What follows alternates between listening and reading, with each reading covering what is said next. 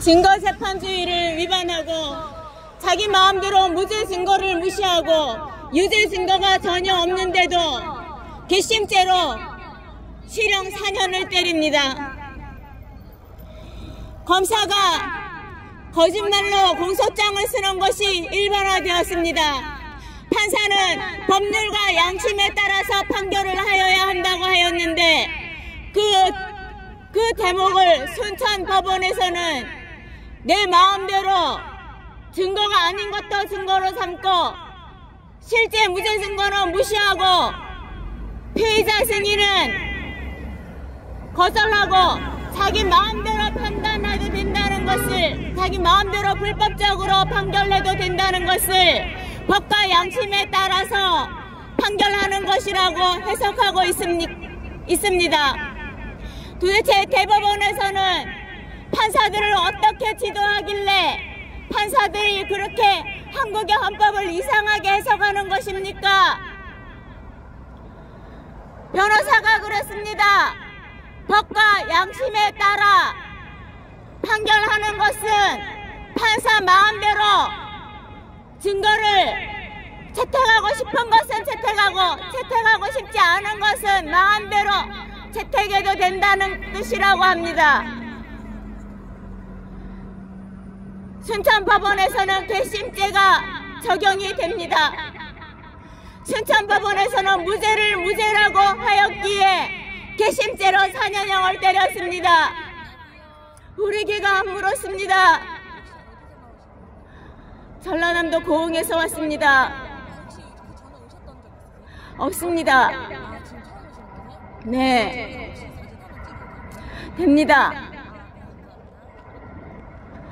하도 억울해서 왔습니다. 우리 개가 지나가는 사람을 물었다고 3주 피해를 당했는데 실형 4년형이 내려졌습니다. 순천법원입니다.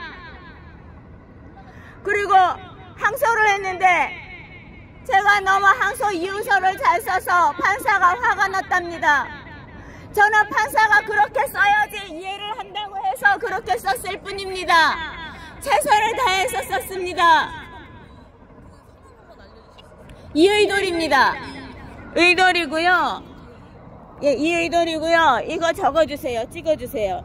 강주지방법원 2020-25-1735 제형사 4부 나 무죄. 이의돌님이요? 네. 이거는 노유진이고요. 이거 좀 찍어주세요. 네네, 찍었어요. 이의돌? 예, 그리고 3주 개물림 피해를 입었는데 이거를 4년형을 실형을 때렸어요. 일부러 한 것도 아니고 새벽에 예측하지 못한 시간에 우리가 신고해가지고 이 사람을 살렸는데, 그런데 그게 우리 개가 물어서 4년형을 받은 게 아니라 우리 개가 안 물었기 때문에 4년형을 받았어요. 무죄기 때문에.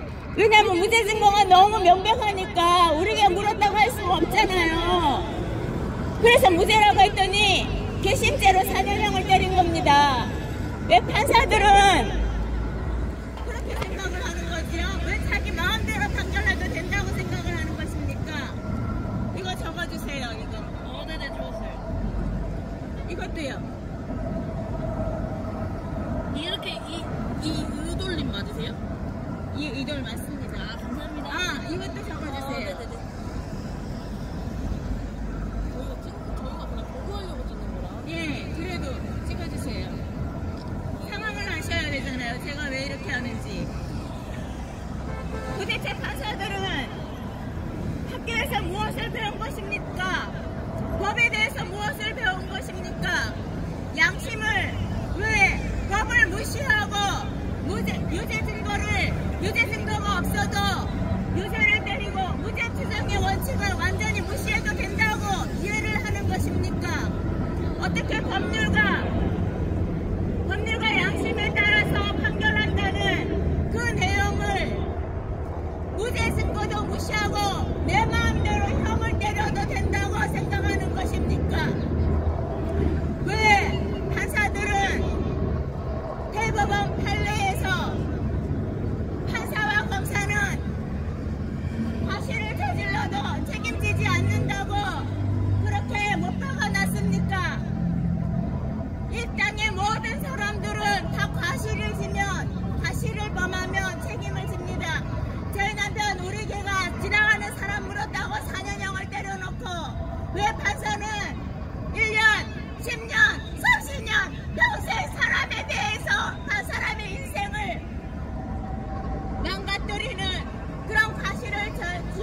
하면서도 왜 책임지지 않는다고 하는 것입니까? 얼마나 우리 백성들이 피눈물이 나는지 압니까? 제가 어떻게 삽니까? 죄 없는 남편을 감옥에 가둬놓고 제가 어떻게 삽니까? 차라리 우리 개가 물었으면, 그래서 우리가 잘못했다고 했으면 우리가 부인하지 않았겠지요. 그러면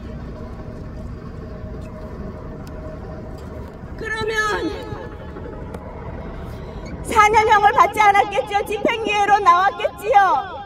그런데 무죄를 주장했다고 괘씸죄로 4년형을 받았습니다.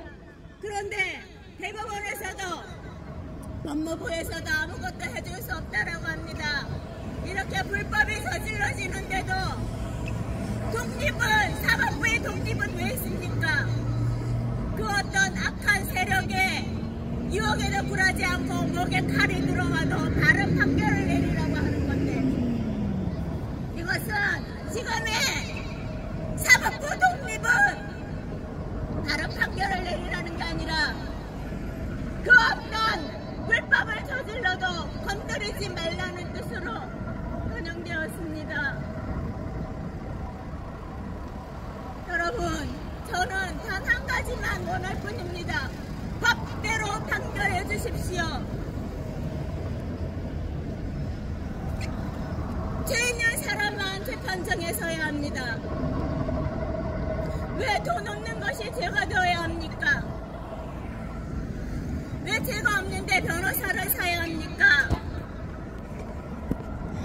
저의 소원은 한 가지입니다. 법대로만 판결받게 해주십시오. 항소심이 두려운 것은 변호사가 제대로 해줄 것 같지 않아서입니다.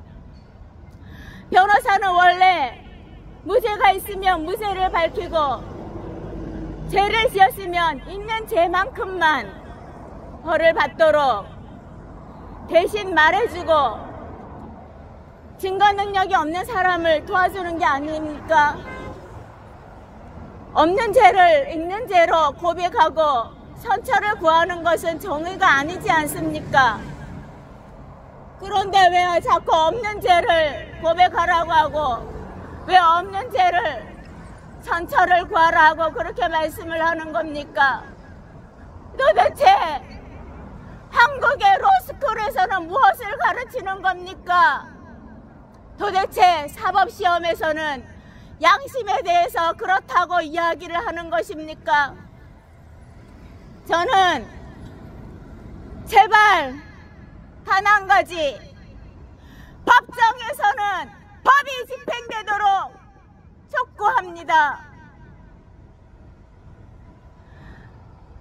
대한민국 재판정에서 불법이 저질러진다면 국민들은 무엇을 믿고 삽니까? 이렇게 하소연합니다. 이렇게 하소연합니다. 제발 재판정에서 법대로 재판이 내려지게 해주십시오.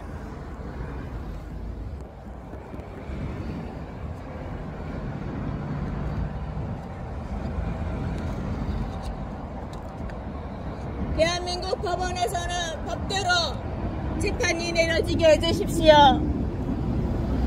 항소심에서 법대로 재판이 내려지게 해주십시오. 왜 그 어떤 악의 세력에도 굴복하지 말고 올바로 법대로만 판결하라고 한 사법부의 독립이 재판정에서 그 어떤 불법을 저질러도 간섭해서는 안 된다는 법칙으로 변형되었습니까? 간곡히 대법원장님께 그리고 판사님들께 이 판사가 사법부가 완전히 썩은 것이 아니라는 것을 보여주십시오. 우리 이 땅이 조폭과 폭력배의 지배당하고 있는 것이 아니라는 것을 보여주십시오.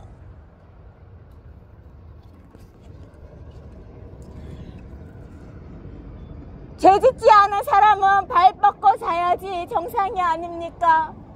그런데 우리 남편은 죄를 안 지었는데 왜 불안해하고, 저는 무죄의 증거를 법원에 잔뜩 옮겨놓았는데도 불안해서 이렇게 떨어야 합니까? 변호사가 있는데도 왜 떨어야 합니까? 광주지방법원 2025-1735 제3형사부 항소 나 무죄한 피고인 노유진이 법대로 판결을 받을 수 있도록 제발 제발 제발 제발 우리 서민이 살 수 있도록, 우리 힘없는 서민이, 죄 없는 사람이 변호사를 사지 않아도 재판정에 서지 않도록 법이 실현될 수 있도록 해주십시오. 간곡히 부탁드립니다.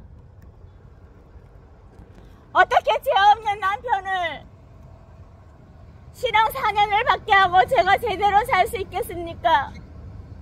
그것도 변호사가 제가 무죄 증명서를 너무 잘 쓰고 의견서를 너무 잘 써서 판사가 화가 났다는데 제가 어떻게 살 수 있습니까? 저는 그렇게 써야지만 판사가 이해한다고 그래서 마구마구 사정을 써제끼고 그러면 판사가 이해하지 못한다고 그래서 제가 AI에도 물어보고 공부해가면서 최선을 다해서 써서 그렇게 된 것입니다.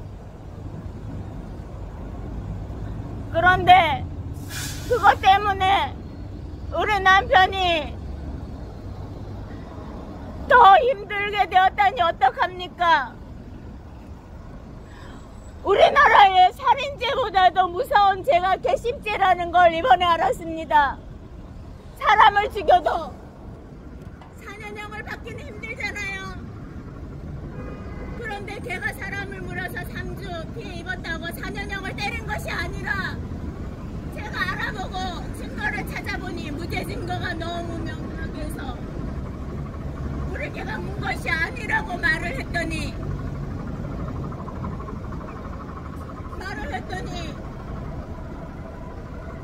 판사가 4년형을 때렸습니다. 대한민국에서 죄가 없는 죄, 그것이 살인죄보다도 더 무서운 죄인 줄은 믿지 않았습니다.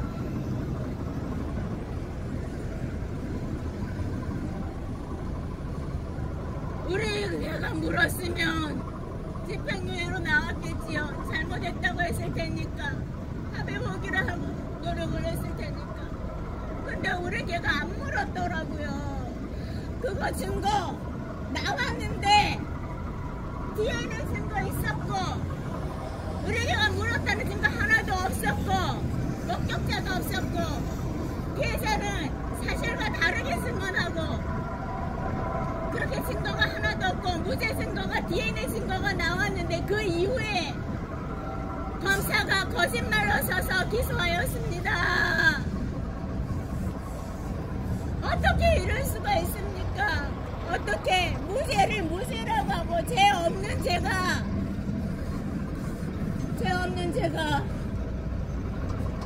어떻게 살인죄보다도 더 큰 형량 4년을 받을 수가 있습니까? 저는 다른 것을 바라지 않습니다. 법정에서 대한민국의 법이 집행되는 것을 보고 싶을 뿐입니다. 판사가 대한민국의 법대로 양심까지는 바라지도 않아요. 법대로 심판하는 것을 보고 싶을 뿐입니다. 간곡히 말씀드립니다. 법원에서 법대로 판결되는 것을 보게 해주십시오.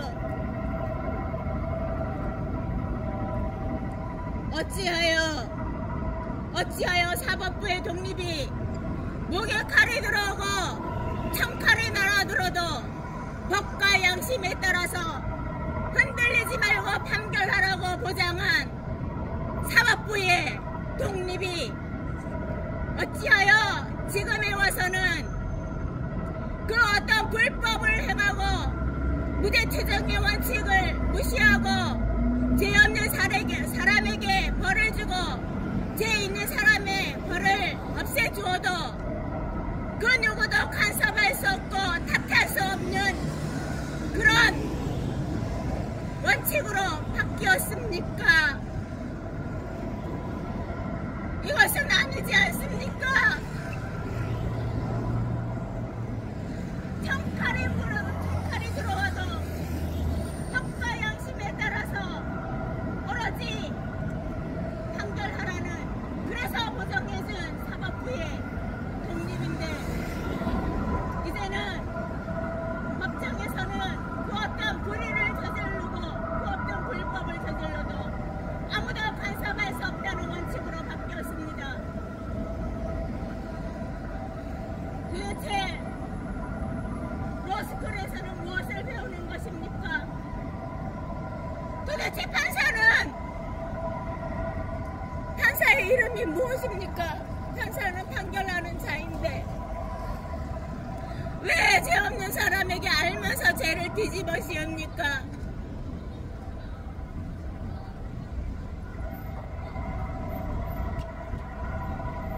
어떻게 이 나라가 이런 모습까지 왔습니까? 저는 한 가지밖에 원하지 않습니다. 대한민국의 법정에서 법이 집행되도록 해주십시오. 법대로 집행되도록 해주십시오. 선처를 구하라는 말 안 합니다. 선처를 구하는 것도 정의가 아니잖아요. 왜 선처를 그렇게 남발합니까? 잘못했으면 벌을 받아야지요.